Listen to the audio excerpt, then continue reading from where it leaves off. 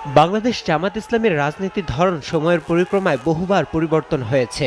সময়ের সাথে তাল মিলিয়ে ইসলামিক আদর্শ ধারণ করে রাজনীতি করছে দলটি। গণঅভ্যুত্থানের পর আবারও দলটির সামনে একটি নতুন সম্ভাবনা দেখা দিয়েছে। জুলাই আগস্টের গণঅভ্যুত্থানে ভারতীয় আগ্রাসনের বিরুদ্ধে একের পর এক সফল আন্দোলন করে চলেছে ছাত্র জনতা।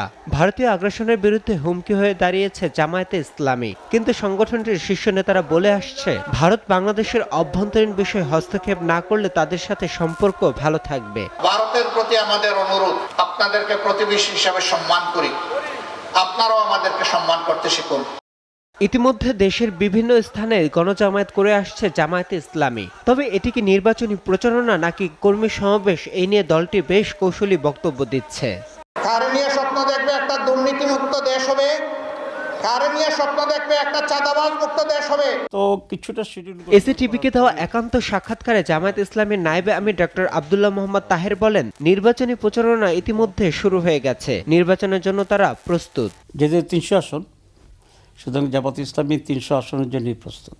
তো জামাত ইসলামীকে ভোট কমপক্ষে এই জন্য দেওয়া উচিত যে একটি সৎ এবং দক্ষ করাপশন ফ্রি লিডারশিপ এই জাতির পাওয়া উচিত এবং জামাত সেটা পূরণ করতে সক্ষম হবে। যে সমস্ত মিছিল, মিটিং, সভা করছি, এগুলো তো এক ধরনের নির্বাচনের ক্যাম্পেইনে, কিন্তু ফর্মাল নির্বাচনী ক্যাম্পেইন শুরু হবে যখন আমরা ডেফিনেটলি নির্বাচনের একটা ডেট পাবো। তবে সিনিয়র সাংবাদিক আবু সাইদ খান মনে করেন, জামায়াত ইসলামী সরকার গঠনের জন্য এখন উপযুক্ত নয়।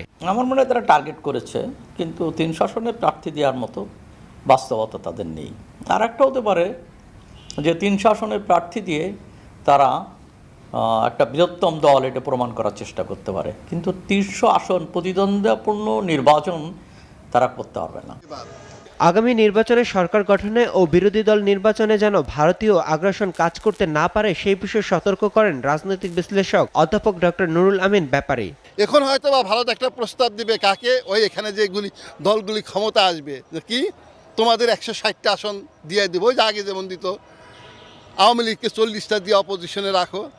তবে এই দলগুলির উচিত হবে, যদি ন্যাশনালিস্ট হয়, জাতীয়তাবাদী দল হয়, তাহলে এই অফারে পা না দিয়ে, না আমরা তোমাদের সাথে না, আমরা কে কয়টা পাই, আমরা জনতার ভোট নিয়ে ক্ষমতা আসবে, জনতার মত নিয়ে আসবো, তাহলেই ভালো হবে। জাতীয় সংসদ নির্বাচনে সরকার গঠনে বিএনপির জন্য এই মুহূর্তে জামায়াত ইসলামী চ্যালেঞ্জ হয়ে দাঁড়িয়েছে বলে জানায় এই রাজনৈতিক বিশ্লেষক। কারণ জামাতের হয়তো একটা কনফিডেন্স এসেছে যে এইবার নির্বাচনে তারা খুব ভালো করবে। ইসমাইল সর্দার, এসটিভি, ঢাকা।